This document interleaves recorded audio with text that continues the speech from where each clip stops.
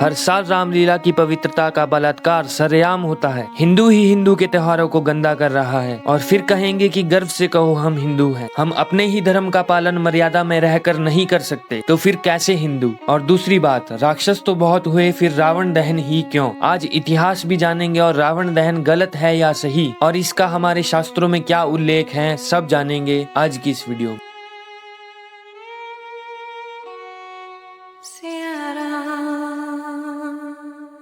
भागवत के अनुसार वैकुंठ के द्वारपाल जय और विजय नाम के भगवान विष्णु के दो पार्षद थे। एक दिन भगवान विष्णु जय और विजय को आदेश देते हैं कि किसी भी व्यक्ति को अंदर आने ना दिया जाए। लेकिन वहाँ कुछ समय पश्चात ब्रह्मा जी के मानस पुत्र सनक, सनंदन, सनत और सनत कुमार वैकुंठ भगवान विष्णु के दर्शन हेतु आते हैं। लेकिन जय और विजय भगवान के आदेशानुसार उन्हें वैकुंठ के द्वार पर रोकते हैं, जिससे गुस्सा होकर ब्रह्मा जी के मानस पुत्र यानी मन से पैदा हुए पुत्र जय और विजय को श्राप दे देते हैं कि तुम्हारा 3 बार राक्षस योनि में जन्म होगा। श्राप सुनकर जय और विजय भगवान विष्णु के पैरों में गिरकर अपनी गलती पूछते हैं, क्योंकि वो भगवान विष्णु की आज्ञा का पालन कर रहे थे। जब ये बात ब्रह्मा जी के मानस पुत्रों को पता चलती है कि ये भगवान विष्णु की आज्ञा थी, तो वो अपने श्राप को थोड़ा सरल करते हुए वो कहते हैं कि राक्षस योनि में तो तुम्हें 3 बार जन्म लेना ही होगा, लेकिन तुम्हारा उद्धार करने स्वयं भगवान विष्णु आएंगे। इस प्रकार वे दोनों सतयुग में हिरण्यकश्यप और हिरण्याक्ष बनते हैं। भगवान विष्णु वराह अवतार लेकर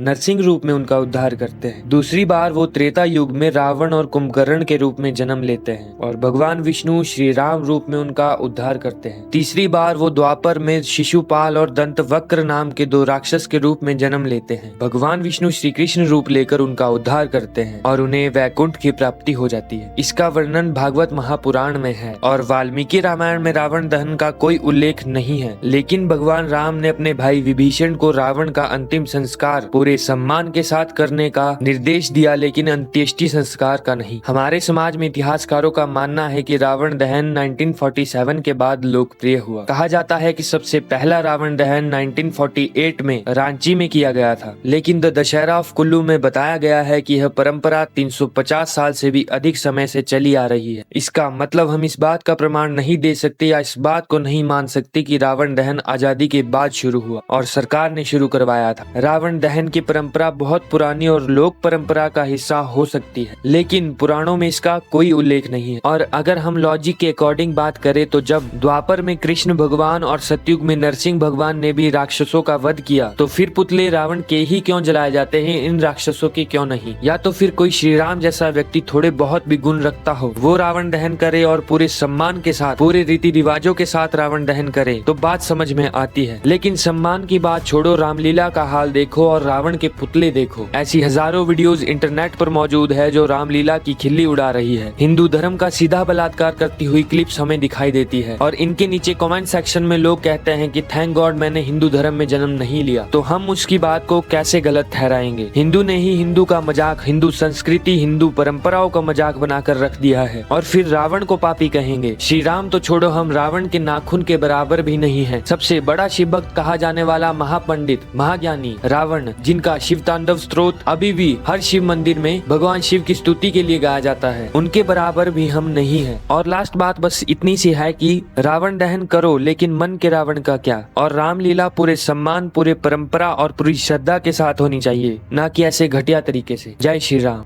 क्योंकि वो जो भी महादेव का भक्त ना, वो उनको बहुत रिस्पेक्ट करेगा रावण को, क्योंकि जिस भक्त को परम भक्त की पदवी मिली, कोई रीजन है उसके लिए।